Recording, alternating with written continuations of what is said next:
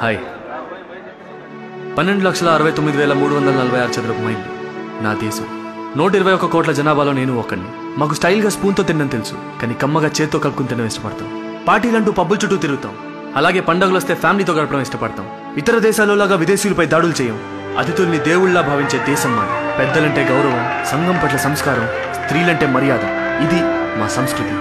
మా దేశ చరిత్రను చూస్తే ఆధ్యాత్మికత నేర్పిన గౌతమ్ బుద్ధుడు, జీరోను కనిపెట్టిన ఆర్యభట్ట, ప్రపంచానికే రాజకీయం నేర్పించిన చాణక్యుడు, అలెగ్జాండర్ని సైతం తిప్పికొట్టిన చంద్రగుప్తుడు, అహింసావాదంతో స్వాతంత్రం తీసుకొచ్చిన గాంధీ, దేశం కోసం ప్రాణాలర్పించిన మరి ఎందరో మహానుభావులు పుట్టిన దేశం నాది.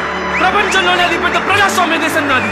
అన్ని రంగాల్లో దూసుకెళ్లిపోతూ దేశాన్ని ముందుకు తీసుకెళ్తున్నారు మన భారతీయులు. కానీ దేశాభివృద్ధిని అడ్డుకుంటుంది కరప్షన్. కరప్టెడ్ ని కరెక్ట్ చేసే టైం వచ్చింది. ఈ దేశం అవినీతి పరులది కాదు, మా యువతరానిది. ఇది యువ భారతం. Arise, awake, and stop not